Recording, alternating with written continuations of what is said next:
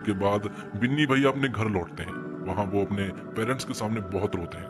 बाद में अब अंतरा ने भी अपने सारे उल्टे सीधे धंधे बंद कर दिए थे। सारे गांजे वाले बिजनेस पूरी तरह से बंद कर दिए थे। यहाँ पुलिस स्टेशन में एक मोबाइल फोन से जिंदल शशांक के पास कॉल करता है और दोनों गठबंधन कर लेते हैं। तो सुसाइड वाले वीडियोस देख रहा होता है जिसमें एक आदमी के द्वारा बताया गया कि बुद्ध ने कहा है कि जीवन दुख है, जन्म से मरने तक बस दुख ही दुख है। पर ये बात जीते जी नहीं बल्कि मरने के बाद समझ आती है। जब तुम सुसाइड कर रहे होते हो तब तुम्हें माँ बाप भाई बहन हर वो इंसान याद आ रहा होता है जो तुमसे सबसे ज्यादा प्यार करता है, और फिर अफसोस होता है कि इससे अच्छा तो जी ही लेते। वैसे बुद्ध ने ये भी कहा है कि अगर जीवन के दुख को जाकर देख लो तो वो भी सुख लगने लगता है। ये बात कहीं ना कहीं अनिल को बहुत ही अच्छे से समझ आ चुकी थी, इसलिए अब वो मरना कैंसिल करता है और फिर वो अपनी रस्सी को बाहर लेकर जाता है और उसी रस्सी पर अपनी गीली चड्डी सुखाता है, क्योंकि ये शो मरने के बारे में नहीं बल्कि जीने के बारे में है। जिसके बाद 4 दोस्तों को दिखाया जाता है जो कि आरजे इंस्टीट्यूट में पढ़ते हैं और एक ही रूम में रहते हैं। तो सबसे पहला नाम आता है अविरल का, जो कि पढ़ाई लिखाई में बहुत ज्यादा कमजोर है, उसे बस अय्याशी करना आता है। दूसरा नाम आता है राकेश का, जो कि पढ़ाई में ठीक ठाक है। राकेश तो वैसे बॉक्सर बनना चाहता था लेकिन घर वालों के प्रेशर की वजह से उसे यहाँ बनाना पड़ा। तीसरा नाम आता है सत्या श्रीनिवासन का, जो कि आरजे इंस्टीट्यूट का टॉपर लड़का है। ये समझ लीजिए कि वो एक जीनियस है। उसके माता पिता दोनों ही आईपीएस है और वो भी काफी ज्यादा होशियार है। अब उनके ग्रुप के चौथे और आखिरी बंदे का नाम है अनिल। अनिल जो है वो पढ़ाई में थोड़ा कमजोर है, घर वालों का उसके ऊपर अक्सर प्रेशर रहता है और ये वही बंदा है जो कि मोबाइल पर सुसाइड वाले वीडियोस देख रहा था। तो ये चारों ही कोटा के सबसे बड़े इंस्टीट्यूट आरजे इंस्टीट्यूट में पढ़ते हैं। मालूम चलता है कि आज सीनियरों का रिजल्ट आने वाला है और आईआईटी और जेईई में कौन टॉप करेगा ये भी पता चलेगा। पता चलता है कि कुछ सालों से आरजे इंस्टीट्यूट के लड़के ही टॉप करते आ रहे हैं। इसी बात को लेकर ये चारों दोस्त चर्चा कर रहे थे। उन्हें ऐसा लग रहा था कि इस बार भी उन्हीं की कोचिंग इंस्टीट्यूट वाले टॉप करेंगे। तभी यहाँ पर तेजल पटेल नाम की एक लड़की आती है। तेजल जो है वो बाजू वाले ही एक बत्रा इंस्टीट्यूट में पढ़ती है। मालूम चलता है कि कोटा के आरजे इंस्टीट्यूट और बत्रा इंस्टीट्यूट के बीच में हमेशा होड़ लगी रहती है। दूसरे इंस्टीट्यूट के होने के बावजूद तेजल की इन लोगों से काफी अच्छी दोस्ती है। अब हमें आरजे इंस्टीट्यूट के ऑनर जिंदल सर को दिखाया जाता है, जो कि पूरी तरह से तैयार है रिजल्ट के लिए। उन्हें पूरा भरोसा है कि उन्हीं के लड़के टॉप करेंगे, इसलिए उन्होंने पहले से ही बैनर छपवा कर रखे हुए हैं, क्योंकि पिछले 2 सालों से उन्हीं के लड़के टॉप करते आ रहे हैं, इसलिए उन्हें पूरा कॉन्फिडेंस है। और अब था वक्त रिजल्ट का। जब यहाँ पर रिजल्ट आता है तो सभी की आंखें दंग रह जाती है, क्योंकि फर्स्ट, सेकंड और 5th रैंक बत्रा इंस्टीट्यूट के लड़कों की लगी थी। ये देखने के बाद तो जिंदल सर पूरी तरह से अपसेट हो जाते हैं और पूरे के पूरे माहौल में सन्नाटा सा छा जाता है। अब बत्रा इंस्टीट्यूट में हमें अरविंद बत्रा को दिखाया जाता है, जो कि अपने बच्चों को पढ़ा रहे होते हैं। और मालूम चलता है कि अरविंद बत्रा ने ही 40 साल पहले कोटा में एजुकेशन लेकर आए थे। तब माहौल बहुत सही था, लेकिन अब माहौल बिगड़ चुका है, क्योंकि अब इस संस्थान को वो नहीं बल्कि उनका बेटा शशांक चलाता है। अब आगे हम बत्रा कोचिंग क्लासेस में ही देखते हैं कि बहुत सारे बच्चे एके सर के नारे लगा रहे होते हैं। दरअसल में एके सर जो है वो बहुत ही अच्छा पढ़ाते हैं। एके सर से अच्छा फिजिक्स कोई पढ़ाता ही नहीं है और बच्चे भी उनके दीवाने होते हैं। दूसरी तरफ जिंदल अपने स्टाफ को बुरी तरह से चिल्ला रहा होता है कि इतनी सारी फैसिलिटी देने के बावजूद वो बच्चों को टॉप नहीं करा पाए हैं। स्टाफ के टीचर्स एक दूसरे के ऊपर इल्जाम लगा रहे थे। कोई कहता है कि फिजिक्स में गड़बड़ी हुई है तो कोई कहता है कि केमिस्ट्री में गड़बड़ी हुई है। अब आगे हमें अरविंद बत्रा का लड़का शशांक बत्रा दिखाया जाता है। अब यही इस इंस्टीट्यूट को चलाता है। यहीं पर हम उसके बड़े भाई मयंक को भी देख पाते हैं। उनका कहना यह है कि हमारे लड़कों ने टॉप किया है, इसलिए अब हमें एक परेड निकालनी चाहिए। लेकिन अरविंद सर का कहना यह था कि हमें ये सोसेबाजी करने की जरूरत नहीं है। बच्चे अगर अच्छा पढ़ रहे हैं तो उन्हें अच्छे से पढ़ने दो। लेकिन शशांक का कहना है कि वो परेड तो निकाल कर ही रहेंगे। तो हर जगह इसी बात की चर्चा है कि आखिर आरजे इंस्टीट्यूट के लड़के टॉप कैसे नहीं कर पाए। तेजल यहाँ पर बताती है कि तुम लोग टॉप इसलिए नहीं कर पाए क्योंकि हमारे पास एके सर है। मालूम चलता है कि विधि आरजे इंस्टीट्यूट की है तो वहीं तेजल जो है वो बत्रा इंस्टीट्यूट की है। इसके बावजूद वो एक ही रूम में रहती है और वो काफी अच्छी दोस्त भी है। ये समझ लीजिए कि बिल्कुल बेस्ट फ्रेंड की तरह है। और विधि पढ़ाई में बहुत ही अच्छी है। पढ़ाई को लेकर वो कोई भी समझौते नहीं करती है। यहाँ चारों दोस्त कोचिंग से जब हॉस्टल वापस आते हैं तो वो लोग रात को नाइट आउट का प्लान बनाते हैं। तो दूसरी तरफ जिंदल के बच्चों की रैंक ना आने की वजह से वो काफी सीरियस हो गया था, इसलिए वो अपनी कोचिंग में सेक्शंस बनाएगा। ये सुझाव उन्होंने अपने राइट हैंड केडी को दिया। उनसे कहा कि हम सेक्शन बनाएंगे तो सारे बच्चे अच्छे से पढ़ पाएंगे। साथ ही वो केडी से ये भी कहते हैं कि अब हॉस्टल में गार्ड को बढ़ा दिया जाए। सारे बच्चों की आउटिंग पूरी तरह से बंद होनी चाहिए। अब ये बात जब अविरल को मालूम चली तो वो तुरंत ही अपने दोस्तों को जाकर बताता है कि नाइट आउट का प्लान हमें कैंसिल करना पड़ेगा, क्योंकि अब रूल्स चेंज हो चुके हैं और बहुत सारे गार्ड भी आ चुके हैं। उनकी नजरों से बचना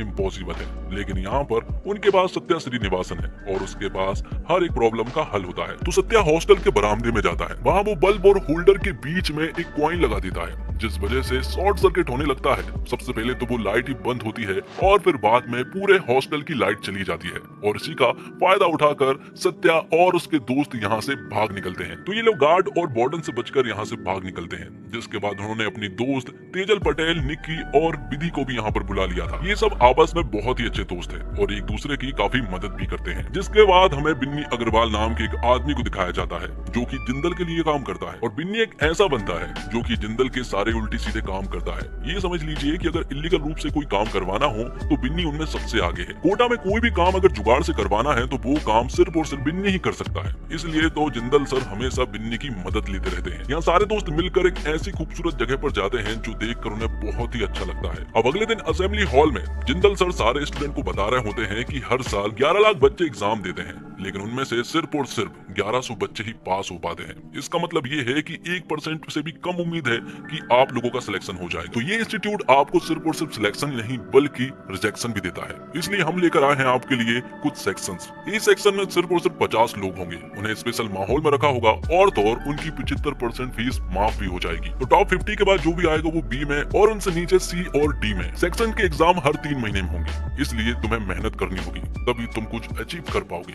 ये देखने के बाद सारे बच्चे अब पढ़ाई करने में लग चुके थे, क्योंकि सभी को ए सेक्शन में आना है और अपनी 75% फीस को माफ भी करवाना है। इसलिए अब सारे बच्चे दिन रात एक करके सिर्फ और सिर्फ पढ़ाई करने में लग चुके थे। और अब वो दिन भी आ चुका था जब सेक्शन के लिए एग्जाम होने वाले थे और एग्जाम होते हैं सभी को उम्मीद है कि उनकी रैंकिंग अच्छी होगी। तो जिंदल सर के कहने पर बिन्नी जो है वो ए के सर के पास जाता है। दरअसल में बिन्नी यहाँ पर ए के सर को खरीदने के लिए आया था। यहाँ पर हमें मालूम चलता है कि बिन्नी और ए के दोनों ही एक ही टीचर से पढ़े हुए हैं और वो टीचर अरविंद बत्रा होते हैं। दरअसल में जिंदल चाह रहा है कि ए के सर आरजे इंस्टीट्यूट में आ जाए, इसलिए बिन्नी बहुत सारे पैसे लेकर ए के पास पहुंचा था, लेकिन ए के ने ये ऑफर रिजेक्ट कर दिया था। कुछ दिन बाद सेक्शन के रिजल्ट आ चुके थे। हमेशा की तरह सत्या श्रीनिवासन की फर्स्ट रैंक लगी थी, तो वहीं विधि गुप्ता की 43 रैंक लगी थी, मतलब कि वो दोनों ही सेक्शन ए में है। तो वहीं आगे हमें मालूम चलता है कि राकेश और निकी सेक्शन बी में है, अनिल सेक्शन सी में है और अविरल सेक्शन डी में है। अब अगले दिन बत्रा के लोग यहाँ एक परेड निकालते हैं जिसमें सारे स्टूडेंट शामिल थे और वो टॉप स्टूडेंट भी यहीं पर थे और ये लोग उस गली से जाने वाले हैं जहाँ पर की आरजे कोचिंग है। तो जिंदल भी बाहर आकर इन लोगों को देखता है और तभी वो एक पोस्टर के द्वारा बत्रा के लोगों को बताता है जो टॉप 10 रैंकिंग में लड़के हैं वो सारे टॉप 10 लड़के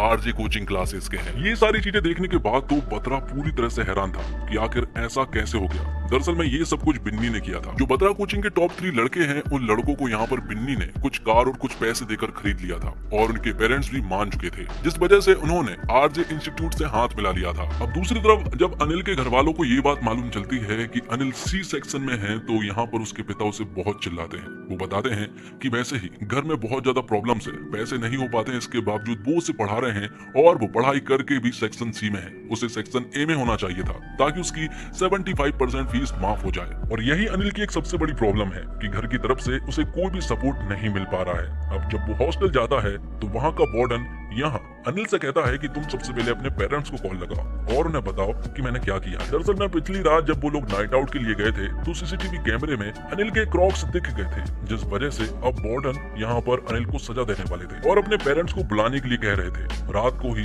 सत्या तुरंत ही वार्डन के पास जाता है। वो उन्हें बताता है कि वहाँ अनिल नहीं बल्कि मैं था और जो लाइट बंद हुई थी वो भी मेरी ही वजह से हुई थी, लेकिन यहाँ पर सत्या ने सारा मामला सुलझा लिया था। उसने वार्डन को कुछ पैसे देकर इस मामले को रफा दफा कर दिया था, जिसके बाद सत्या अनिल के पास जाता है। अनिल काफी दुखी था, जिस वजह से उसने सत्या को काफी ज्यादा चिल्ला दिया था। यहाँ उसने उसे धोखेबाज भी कह दिया था, लेकिन सत्या उससे कहता है कि तू धोखेबाज नहीं है, क्योंकि अगर तू धोखेबाज होता तो तूने हमारे नाम भी बता दिए होते। अब अगले दिन जिंदल बिन्नी से कहता है कि तुम्हें सिर्फ एक ही काम करना है, किसी भी हालत में एके को अपनी कोचिंग में लेकर आओ। लेकिन यहाँ बिन्नी का कहना यह है कि वो ये काम नहीं कर पाएगा। उसने कोशिश करके देख ली है, लेकिन यहाँ पर जिंदल बिन्नी को चिल्लाते हुए कहता है कि तू एक मछली है और जिस पानी में तू रहता है ना वो पानी मेरा है। तो यहाँ पर बिन्नी कहता है कि वो एक मछली नहीं है बल्कि एक शार्क है, अगर ये शार्क मारी गई ना तो पूरा तालाब गंदा कर देगी। तो यहीं से अब बिन्नी जिंदल के लिए काम करना बंद कर देता है और अब उसने शशांक बत्रा से हाथ मिला लिया था, जो कि बत्रा कोचिंग का मालिक है। अब आज क्योंकि निक्की का जन्मदिन था इसलिए सारे दोस्त उसके जन्मदिन में आए हुए थे। निक्की एक बहुत ही अच्छी पार्टी दे रही थी क्योंकि वो बहुत बड़े घर की है। तो यहाँ पर ये सारे दोस्त मिलकर खूब एंजॉय करते हैं और फिर थोड़ी देर के बाद ही सत्या सुट्टा ब्रेक के लिए बाहर चला जाता है।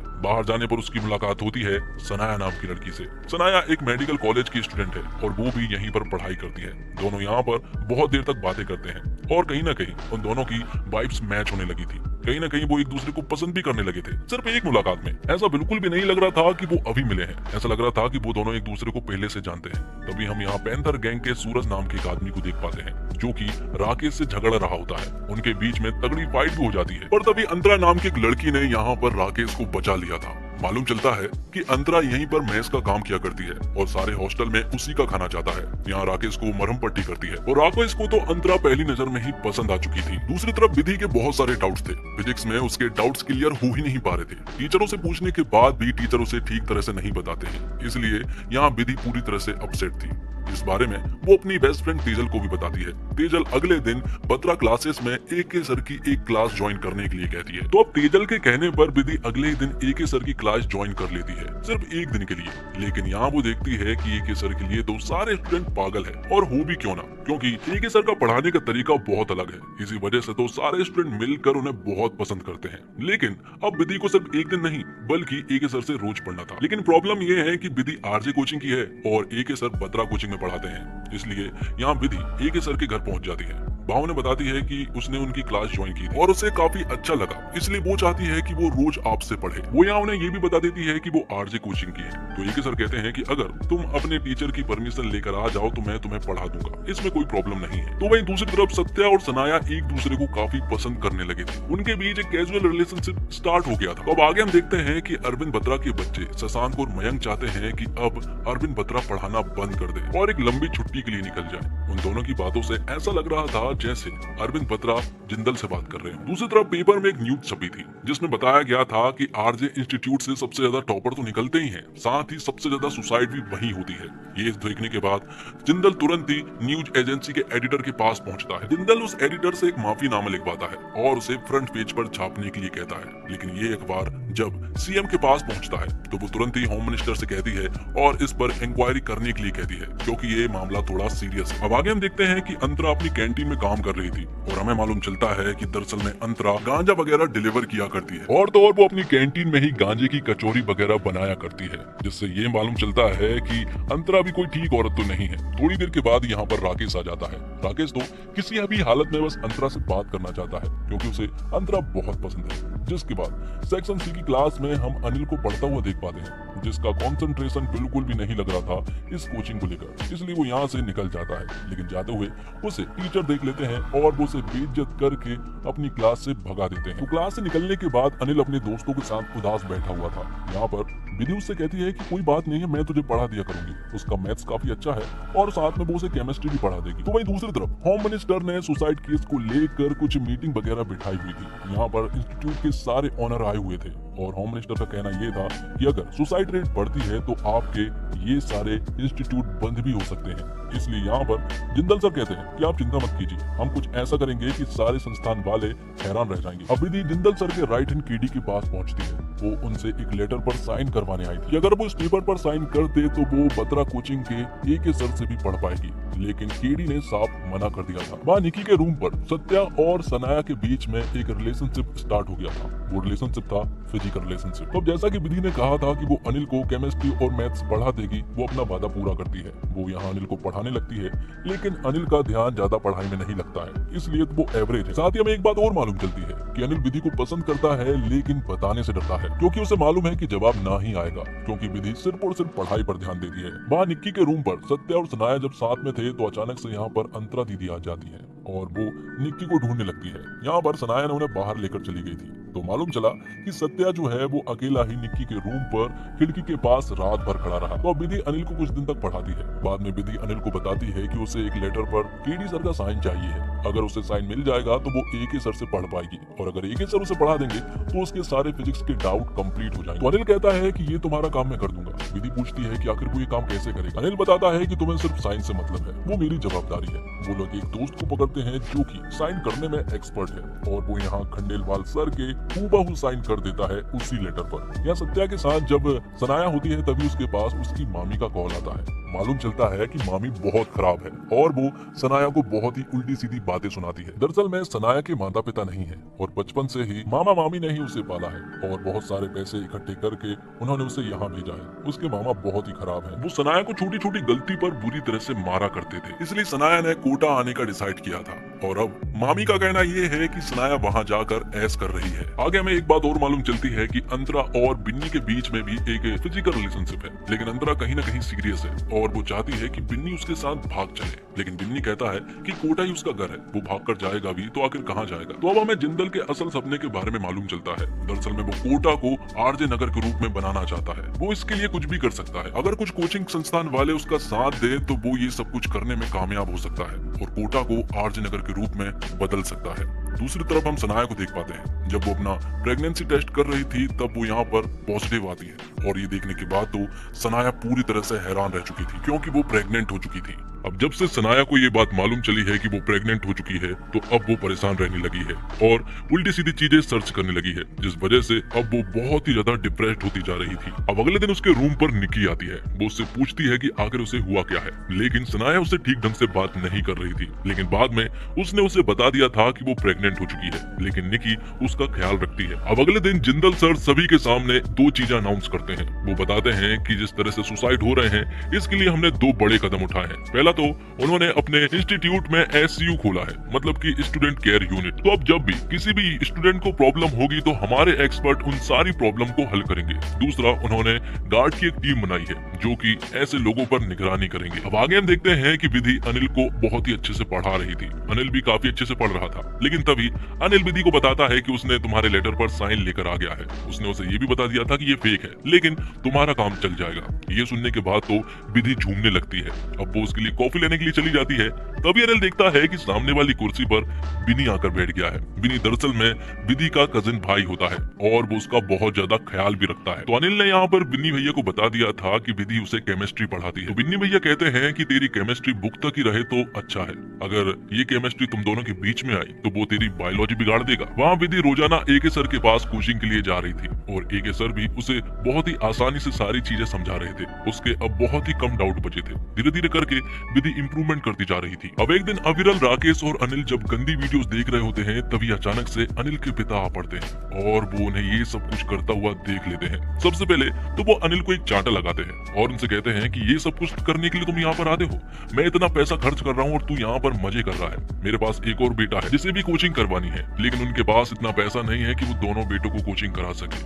हमारे पास एक ही उम्मीद थी तू, लेकिन अब वो भी उम्मीद जाती हुई नजर आ रही है। इतना कहने के बाद अनिल के पिता यहाँ से चले जाते हैं, लेकिन सत्या उनसे कहता है कि वो अनिल को पढ़ा देगा, आप चिंता मत करें, जल्दी से जल्दी वो सी सेक्शन से बी सेक्शन में आ जाएगा। तो यहाँ सारे दोस्त बैठे हुए थे, लेकिन सनाया बहुत ज्यादा गुमसुम थी। बाद में वो यहाँ से जाने लगती है तो सत्या उसे पूछता है कि आखिर उसे हुआ क्या है, लेकिन सनाया अब उससे ब्रेकअप करना चाहती है। वो कहती है कि हमारे बीच में कुछ नहीं था, हम कोई रिलेशनशिप में तो थे नहीं। तो सनाया इस कैजुअल रिलेशनशिप को खत्म करके यहाँ से चली जाती है, लेकिन वो बहुत रोती है। रात को सत्या ने अनिल से वादा किया था कि वो उसे पढ़ा देगा, लेकिन वहाँ उसकी हालत काफी ज्यादा खराब थी, इसलिए वो बहुत शराब पी कर आया था, क्योंकि सनाया उसे छोड़कर जा चुकी थी। जब उसे पढ़ाने को कहा तो यहाँ सत्या ने ही उन्हें बहुत सुना दिया था। अब उनके पास लास्ट उम्मीद थी बिजॉय। अगर सत्या 3 इडियट्स का रेंचो है तो बिजॉय चतुर है, क्योंकि वो भी उसी की तरह रट्टे लगाता है और दिन भर सिर्फ और सिर्फ पढ़ाई करता रहता है। यहाँ पर बहुत मनाने के बाद बिजॉय यहाँ अनिल को पढ़ाने के लिए मान जाता है। दूसरी तरफ हम देखते हैं कि बहुत सारे कोचिंग इंस्टीट्यूट अब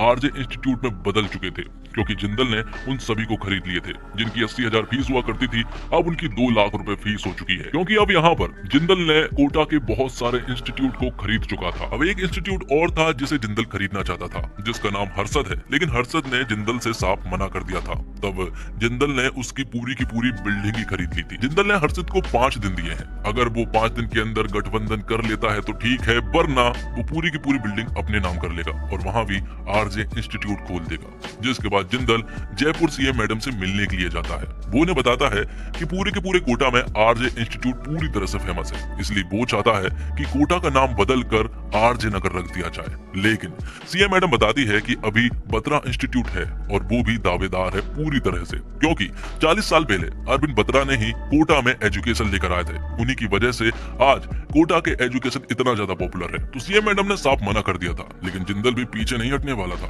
दूसरी तरफ हम देखते हैं कि हर्षित ने बत्रा के साथ हाथ मिला लिया था। हर्षित को 5 दिन का टाइम दिया गया था। ये बात जब बिन्नी को मालूम चली तो बिन्नी ने ये बात शशांक को बताया और शशांक ने बिन्नी की मदद से उसने इस कोचिंग इंस्टीट्यूट को बचा लिया। तो अब बत्रा और हर्षित का कोचिंग इंस्टीट्यूट गठबंधन में है। इस तरह से उन्होंने कुछ 20 टीचरों को हायर भी किया है और अब आरजे इंस्टीट्यूट में फिर से 3 महीने के बाद सेक्शन की परीक्षा होती है, जहाँ पर पर कि सारे स्टूडेंट अब पूरी तरह से दावेदार हैं क्योंकि सभी ने बहुत तैयारी की है। लेकिन सत्या का अभी बिल्कुल भी मन नहीं लग रहा है। जिस तरह से सनाया ने उसे छोड़ा है, अब उसका कहीं भी मन नहीं लग रहा है। कुछ दिन के बाद जब रिजल्ट आते हैं तो मालूम चलता है कि विधि ने बहुत ही अच्छा परफॉर्मेंस दी है। उसकी रैंक 23 थी। तो वही अनिल जब रिजल्ट देखता है तो वो भी हैरान था।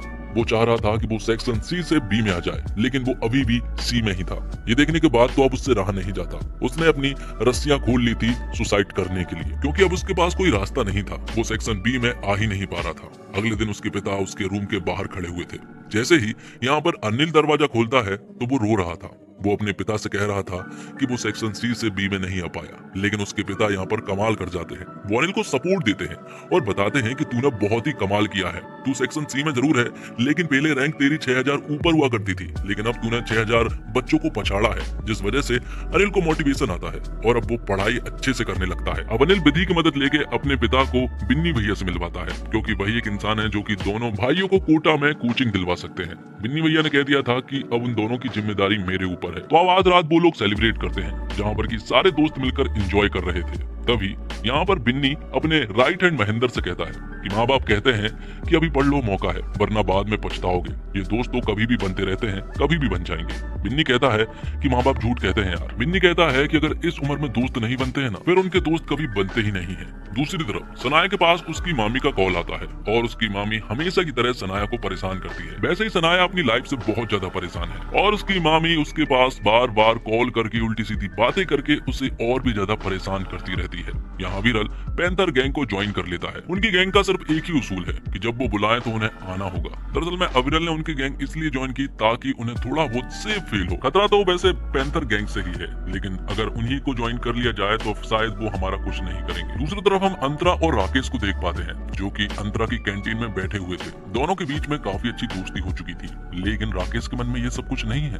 वो तो अंतरा को बहुत ज्यादा पसंद करने लगा है। तो एक दिन जिंदल बिन्नी को बुलाता है और बिन्नी से कहता है कि वो एक बार फिर से मेरे लिए काम करना शुरू कर दे। यहाँ पर बिन्नी ने उन्हें माफ कर दिया था और अब वो फिर से जिंदल के लिए काम करने लगा था। जिंदल ने यहाँ पर बिन्नी को एक काम भी दिया था और उसे मुंह मांगी रकम भी दी थी। तो अगले दिन से बिन्नी अपने काम पर लग जाता है। वो उन टीचरों के पास जाता है जिसमें बत्रा और हर्षित ने गठबंधन में जो इंस्टीट्यूट खोला है, उन सारे टीचर को खरीद लेता है, जिस वजह से उस इंस्टीट्यूट में सिर्फ और सिर्फ अब स्टूडेंट ही रह गए थे। यहाँ पर कोई भी टीचर नहीं रहा था। वो सारे टीचर अब आरजे इंस्टीट्यूट में आ चुके थे, क्योंकि जिंदल ने उन सभी को बहुत सारे पैसे देकर खरीद लिया था। इसके लिए जिंदल बिन्नी का बहुत शुक्रगुजार था, क्योंकि वो अकेला तो ये सब कुछ नहीं कर पाता और बिन्नी को भी ऐसे ही किंग ऑफ कोटा नहीं कहा जाता। ये बात जब बत्रा और हर्षित को मालूम चलती है तो हर्षित बत्रा को खूब चिल्लाता है, लेकिन आखिर में यहाँ पर शशांक हर्षित से कहता है कि तेरा इंस्टीट्यूट जा चुका है और तेरी बिल्डिंग भी, इसलिए अब तेरा यहाँ पर कोई भी काम नहीं है। तब हर्षित यहाँ से चला जाता है। वहाँ दूसरी तरफ जिंदल के राइट हैंड केडी की जगह को रिप्लेस कर दिया गया था,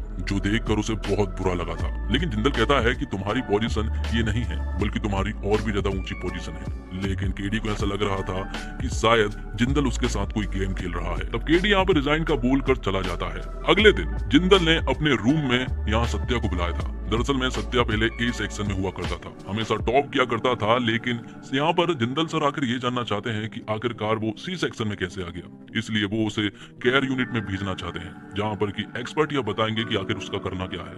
यहाँ पर उन्हें मालूम चलता है कि शायद सत्या कॉन्सेंट्रेट नहीं कर पा रहा है, इसलिए उसे पिल्स देनी चाहिए। लेकिन सत्या ने ऑलरेडी यहाँ पर बहुत सारी पिल्स चुरा ली थी। वहाँ दूसरी तरफ सनाया के पास निक्की मिलने के लिए आती है। दरअसल में सनाया को 500 रुपए की जरूरत थी, तो निक्की उसे 500 रुपए दे देती है। यहाँ पर सनाया की हालत बिल्कुल भी ठीक नहीं है, इसलिए वो एक मेडिकल शॉप पर जाती है और बहुत सारी पैरासिटामोल की गोलियां लेकर आ जाती है। वो उन्हें पानी में मिलाती है और उसे पी जाती है, लेकिन तभी अचानक से उसे चक्कर आ जाता है और वो बेहोश हो जाती है। जब ये बात निक्की और सत्या को मालूम चली तो वो तुरंत ही हॉस्पिटल आते हैं। हॉस्पिटल आने के बाद यहाँ सत्या को मालूम चला कि सनाया जो है वो प्रेग्नेंट थी, और ये बात सत्या को पहले नहीं मालूम थी, इसलिए वो पूरी तरह से हैरान था।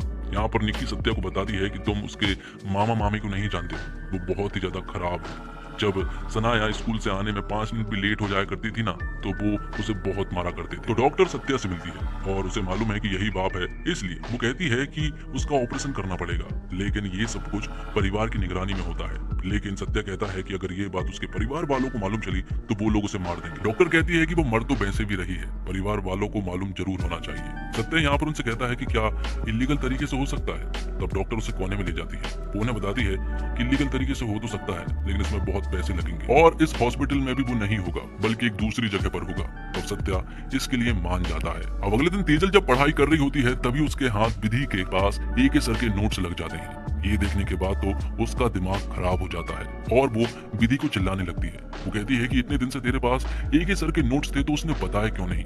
यहाँ पर वो उससे सेल्फिश कहती है, जो कि सिर्फ अपने बारे में सोचती है। तुझे मेरी पढ़ाई की वीकनेस के बारे में भी नहीं मालूम है। अगर पता होता तो शायद आज तू मेरी हेल्प कर रही होती, लेकिन सचमुच तू बहुत सेल्फिश है, इसलिए मैं ये रूम छोड़ने वाली हूँ। अब हॉस्पिटल में अगले दिन जब सनाया की आंखें खुली तो उसने अपने सामने सत्या को पाया। सत्या ने यहाँ पर सनाया से कहा कि टेंशन लेने की कोई भी जरूरत नहीं है, उसने डॉक्टर से सारी सेटिंग कर ली है। उसका ऑपरेशन किसी दूसरी जगह पर इलीगल तरीके से होगा और पैसों का भी सारा अरेंजमेंट हो चुका है। तुम्हें टेंशन लेने की कोई भी जरूरत नहीं है, क्योंकि वो तुम्हारे साथ है। अगले दिन तेजल ने ये सारी बातें शशांक को बता दी थी कि विधि जो कि RJ इंस्टीट्यूट की है, वो AK सर से कोचिंग लेने के लिए जाती है। यहाँ विधि को जब मालूम चला कि अनिल उसे पसंद करता है, तो यहाँ विधि ने एक दिन अनिल से पूछ ही लिया कि क्या वो उसे पसंद करता है, जिस पर कि अनिल ने हाँ कहा। उसने कहा कि मैं तुम्हें बहुत दिनों से पसंद करता आ रहा हूँ, लेकिन ये सब कुछ विधि को पसंद नहीं है। वो तो उसे सिर्फ दोस्त ही मानती है। ये सुनने के बाद अनिल यहाँ से गुस्सा होकर चला जाता है। तो यहाँ सत्या और निकी सनाया को उस जगह पर ले जाने लगते हैं जहाँ पर कि उन्हें डॉक्टर ने बुलाया था। थोड़ी देर के बाद यहाँ पर पैंथर गैंग और वो एम्बुलेंस आती है। पैंथर गैंग दरअसल में इसी डॉक्टर के लिए काम करते हैं और डॉक्टर बताती है कि उसका ऑपरेशन इसी वैन में होगा, मतलब कि एम्बुलेंस की वैन में। पहले तो वो नहीं मान रहे थे, लेकिन आखिर में सनाया को ये करवाना था, इसलिए वो यहाँ से चले जाते हैं। बाद में जब सत्या यहाँ सूरज के साथ था, तभी उन्हें मालूम चला कि यहाँ पुलिस आ चुकी है। तो वो डॉक्टर उस एम्बुलेंस को लेकर यहाँ से जाने लगती है और चलती हुई एम्बुलेंस में ही उसका ऑपरेशन किया जाता है, जिसके बाद सनाया की हालत काफी खराब हो चुकी थी। हालांकि उसका ऑपरेशन जरूर हो चुका था, लेकिन उसकी हालत काफी गंभीर थी। और रही बात पैसे की, तो सत्या के पास पैसे तो अभी नहीं थे। उसे ऑपरेशन करवाना बहुत जरूरी था। सत्या ने कहा कि वो कुछ ही दिन में पैसे लाकर दे देगा। डॉक्टर ने कहा कि वो उसे अगर कुछ दिन में पैसे लाकर नहीं देगा तो उनके पास कुछ वीडियोस रखी है, जिससे कि तुम सभी लोग बदनाम हो सकते हो। वहाँ सनाया के साथ एम्बुलेंस में जो भी हुआ, उससे वो मूव ऑन नहीं कर पा रही थी, क्योंकि जिस तरह से हुआ वो काफी दर्दनाक था। अगर भूलना भी चाहे तो वो उस दर्द को कभी नहीं भूल सकती। इस तरह से उसने सत्या के साथ दूरियां बना ली थी। एक दिन जब उसने सत्या से बात की, तो सनाया ने सत्या से कह दिया था कि आज के बाद वो उसे कभी ना मिले। वो चाहती है कि वो सब कुछ भूल जाए। वहाँ अनिल अब पूरी तरह से सत्या के साथ रहने लगा था। वो उसे सपोर्ट भी करता है। साथ ही यहाँ अनिल बताता है कि उसे रात में नींद नहीं आती है। तब यहाँ पर सत्या और कुछ एक्सपर्ट के द्वारा जो पिल्स दी गई थी, वो सारी पिल्स वो अनिल को दे देता है। यहाँ रात को राकेश अंतरा के घर पर बिना बताए ही पहुंच जाता है। दरवाजा जब बिन्नी भैया खोलते हैं, तो यहाँ पर राकेश पूरी तरह से हैरान रह जाता है। उसे यहाँ पर मालूम चला है कि बिन्नी भैया और अंतरा रिलेशनशिप में है, तो राकेश का तो दिल ही टूट गया था। अगले दिन विजय जब नहा रहा होता है, तो सत्या उसकी वीडियो बना लेता है और उसके शैम्पू में एक ऐसी चीज मिला देता है कि उसके सारे बाल ही चिपक जाते हैं। वो सारे लोगों को ये बताने जाता है, तो इसी का फायदा उठाकर यहाँ पर सत्या ने उन सारे स्टूडेंट की कुछ चीजें चुरा ली थी, जैसे कि एयरबड्स और बहुत सारे लोगों के पैसे, और साथ ही बहुत सारी बुक भी चुरा ली थी, क्योंकि उसे 80,000 रुपए जोड़ने हैं। तब सत्या इन सारी चीजों को पास ही की एक लोकल जगह पर बेचने के लिए जाता है। जिसके बाद हम केडी को देखते हैं, जो कि एक लाइब्रेरी में यहाँ AK सर से मिलता है। यहाँ पर केडी बताता है कि एक स्टूडेंट मेरे पास आई थी, जो कि एक लेटर पर साइन करवाने के लिए आई थी कि वो AK सर से पढ़ना चाहती है, लेकिन उसने मना कर दिया था। ये सुनने के बाद AK सर पूरी तरह से हैरान रह चुके थे, क्योंकि वो लड़की कोई और नहीं बल्कि विधि थी। अब सत्या पैंथर गैंग को डॉक्टर के पैसे देने के लिए जाता है, लेकिन अभी भी सत्या को बहुत सारे पैसे देने थे, जिनका जुगाड़ सत्या को करना था। तो सत्या अभी भी अपने दोस्तों की बहुत सारी चीजों को चुरा रहा था। सत्या ने तो यहाँ पर अनिल की चांदी की मूर्ति चुरा ली थी, जो कि उसे बहुत ज्यादा पसंद थी।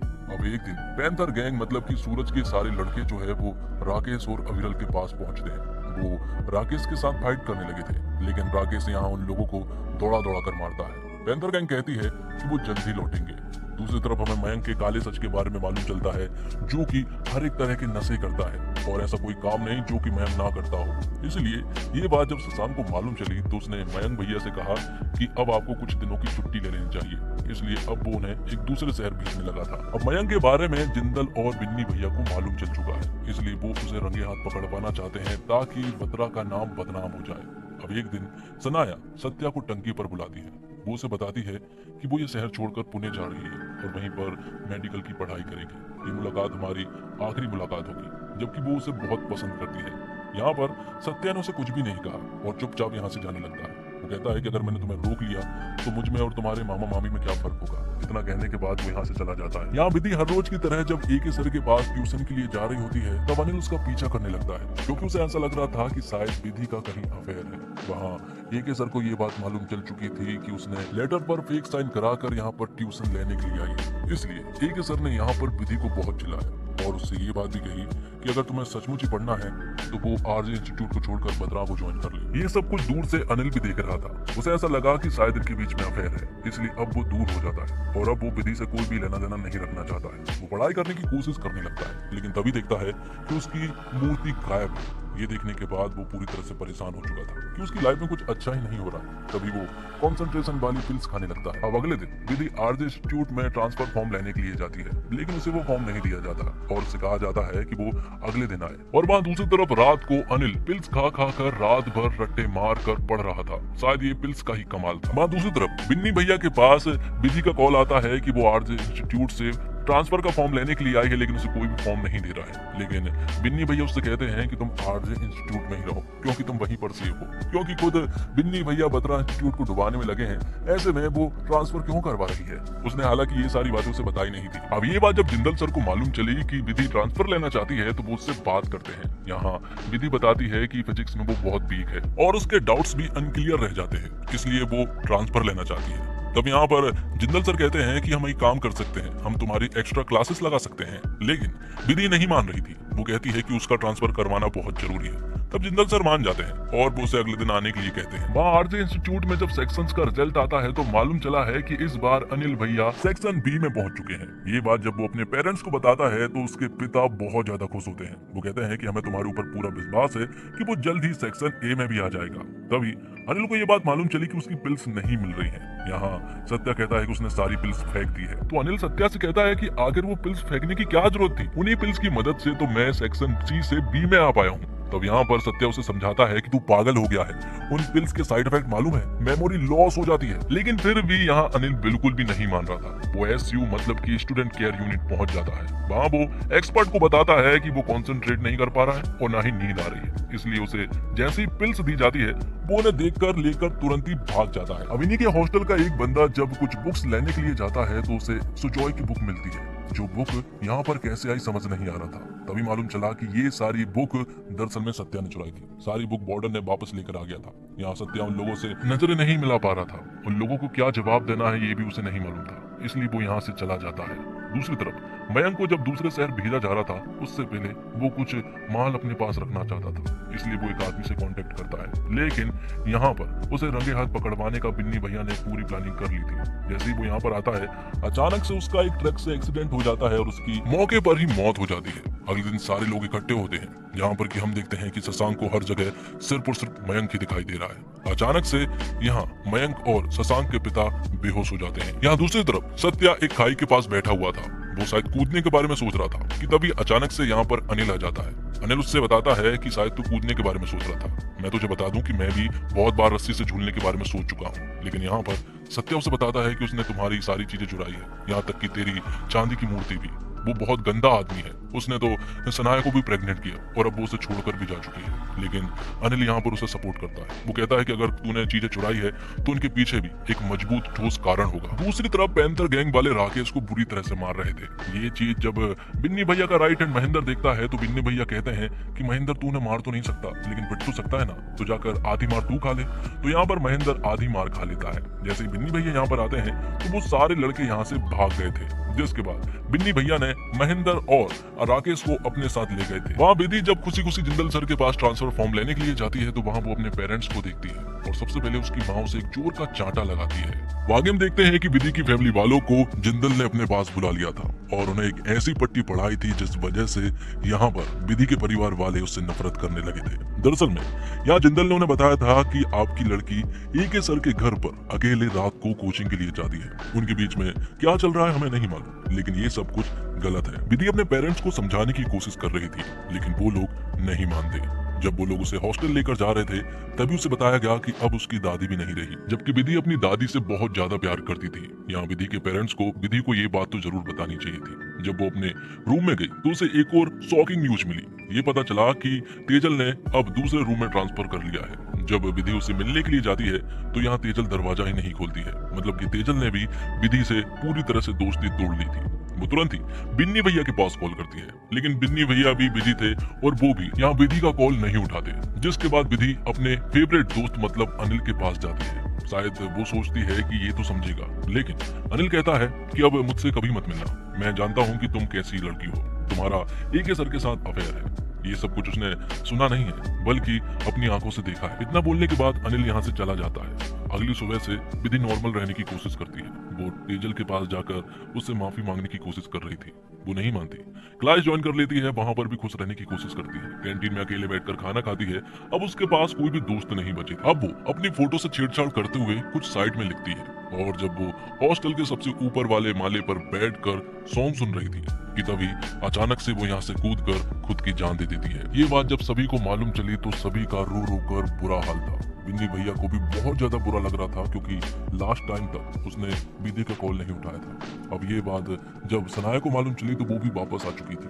वहाँ तेजल तो बेहोश हो चुकी थी क्योंकि इतने दिनों से उसने विधि से बात तक नहीं की थी। विधि ने खुद की फोटो के साथ छेड़छाड़ की थी जिसमें उसने जिंदल सर का नाम लिखा था कि इन्हीं की वजह से उसकी जान गई। सिक्योरिटी गार्ड ने इसकी तुरंत ही फोटो भी ले ली थी। उसके फ्यूनरल पर बहुत सारे लोग आते हैं, आखिर में जिंदल सर भी आते हैं। जिंदल सर ने ये सब कुछ किया है, इन सब के पीछे उन्हीं का हाथ है, लेकिन ये बात किसी को भी नहीं मालूम है। वैसे तो विधि के सुसाइड करने की बहुत सारी वजह थी, लेकिन मेन वजह जिंदल सर के कारण ही थी। वो इसलिए क्योंकि ट्रांसफर करवाना चाहती थी, लेकिन उसके पिता को बता दिया गया और उसके पिता ने उसे बहुत चिल्लाया डांटा। लेकिन ये बात विनी को नहीं मालूम है। अगर उसे मालूम होती तो अब तक तो उसने जिंदल सर का गेम ओवर ही कर दिया होता। और अब जिंदल सर ने मीडिया के सामने ये बताया कि दरअसल में विधि को फोर्स किया जा रहा था दूसरे इंस्टीट्यूट को ज्वाइन करवाने के लिए, और वो इंस्टीट्यूट बत्रा है। मतलब कि अब सारा इल्जाम बत्रा के ऊपर डाल दिया गया था। ये बात जब यहाँ बिन्नी को मालूम चली तो वो तुरंत ही एके सर के पास गया, क्योंकि एके ने उससे बोला था कि तुम ट्रांसफर करवा लो। इसलिए यहाँ पर बिन्नी एके को बहुत मारता है। साथ ही उसे ऐसा लग रहा था कि शायद उसका विधि के साथ अफेयर भी था, लेकिन एके ने यहाँ बिन्नी को बहुत अच्छे से समझा दिया था कि वो विधि के साथ ऐसा कुछ कर ही नहीं सकता था।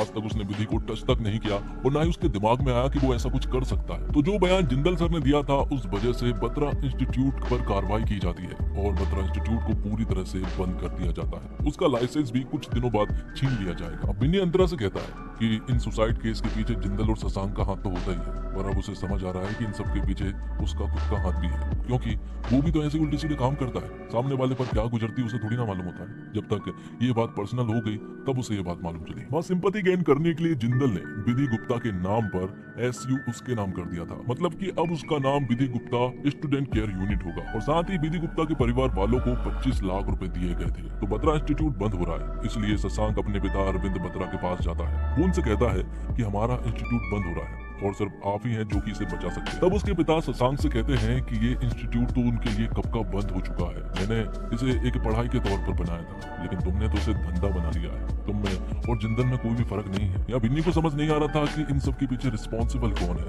तभी उसे मालूम चलता है कि इन सब के पीछे जिंदल का हाथ है और उसने जो जो किया है सारी चीजें उसे बताई जाती है। और विधि ने खुद अपनी फोटो के बाजू में जिंदल का नाम दिया था। ये सुनने के बाद तो अब जिंदल के खिलाफ बिन्नी सारे के सारे सबूत लाने लगता है। किसी भी हालत में अब वो यहाँ जिंदल को सजा देकर ही रहेगा। यहाँ दूसरी तरफ पैंथर बॉयज अविरल को बुरी तरह से मारते हैं, क्योंकि यहाँ सूरज ने विधि के बारे में उल्टी सीधी बातें बोल दी थी। तो अविरल ने उसे मारा, तो अविरल को ही इन्होंने बहुत मारा। तो अब बहुत सारे सबूत बिन्नी के हाथ लग चुके थे। तभी उसके पास एक कॉल आता है और उसे बताया जाता है कि पैंथर के लोगों ने अविरल को बुरी तरह से मारा है। ये सुनने के बाद यहाँ बिन्नी ने तुरंत ही महेंद्र से बात की, तेरा पैंथर गैंग से लेन देन बाकी है ना, जा उसे कंप्लीट कर ले। तो महेंद्र यहाँ पर हॉस्टल के कुछ लड़के जैसे कि अविरल, सत्या, राकेश और अनिल को लेकर पैंथर हॉस्टल पहुंचता है। वहां पहुंचकर वो उन्हें सबक सिखाते हैं, बहुत सारी कांच की बोतलों को फोड़ते हैं और उनकी सारी बाइक को भी जला दिया था। दूसरी तरफ पुलिस ने भी अब इन्वेस्टिगेशन करना शुरू कर दिया था और उन्हें यहाँ जिंदल के खिलाफ बहुत सारे सबूत मिल जाते हैं। उन्हें यहाँ पर वो नकली पिल्स भी मिल जाती है जो कि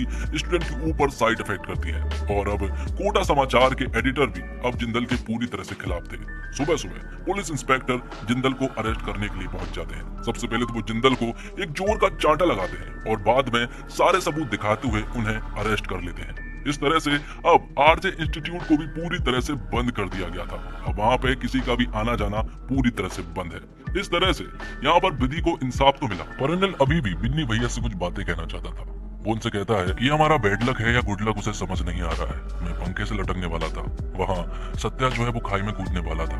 पैंथर्स लोग राकेश को मार देते तो वहीं सनाए ने ढेर सारी गोलियां खा ली थी। मतलब कि हम सभी लोग तो मरते मरते बचे। उसे एक बात तो समझ आ गई है कि हमारी कहानियों के विलन शशांक और जिंदल नहीं है बल्कि कोई और। तब यहाँ पर बिन्नी भैया अनिल से कहते हैं कि तुम्हारी कहानियों का विलन शशांक और जिंदल नहीं है बल्कि ये शहर है, इस देश का सिस्टम है जो कि पूरी तरह से प्रेशर कुकर बन गया था, जो कि एक दिन फटना ही था। ये शहर पहले ऐसा नहीं हुआ करता था, पहले बहुत ही अच्छा शहर था ये बात बोलने पर बिन्नी भैया को अरविंद बत्रा की याद आती है और वो अगले दिन से मिलने के लिए पहुंच जाते हैं। दरअसल में अभी अरविंद बत्रा की हॉस्पिटल से छुट्टी हुई है, इसलिए वो उनसे मिलने के लिए जाते हैं और इस शहर को वापस से पहले जैसे करने के लिए कहते हैं। इसलिए यहाँ पर बिन्नी भैया ने एक और हर्षित की मदद ली थी और अब यहाँ पर बत्रा भी मान चुके थे। स्टूडेंट को सबसे ज्यादा प्रेशर पैसों का होता है और अरविंद बत्रा को पैसों से कोई भी लेना देना नहीं है। 40 साल पहले जैसा वो पढ़ाया करते थे बच्चों को, आज भी वो वैसा ही पढ़ाते हैं। इंस्टीट्यूट की जिम्मेदारी जब से उनके बच्चों ने ली है तब से उन्होंने इस इंस्टीट्यूट को धंधा बनाकर रख दिया है। तो अब सारे दोस्त एक जगह पर बैठे हुए थे, सारे इंस्टीट्यूट पूरी तरह से बंद हो चुके थे। सभी लोग आपस में डिस्कशन और मजाक कर रहे थे कि आखिर अब वो लोग करेंगे क्या। कोई कह रहा था कि विदेश चला जाएगा तो कोई कह रहा था कि वो कहीं भी जॉब कर लेगा। तो अब सनाया वापस से पुणे चली जाती है जहाँ पर कि वो मेडिकल की पढ़ाई करने वाली, और सत्य अकेला था। सारे इंस्टीट्यूट बंद हो जाने के बाद तो वैसे सारे दोस्त ही पूरी तरह से के बाद बिन्नी भैया अपने घर लौटते हैं। वहाँ वो अपने पेरेंट्स के सामने बहुत रोते हैं। बाद में अब अंतरा ने भी अपने सारे उल्टे सीधे धंधे बंद कर दिए थे, सारे गांजे वाले बिजनेस पूरी तरह से बंद कर दिए थे। यहाँ पुलिस स्टेशन में एक मोबाइल फोन से जिंदल शशांक के पास कॉल करता है और दोनों गठबंधन कर लेते हैं। तो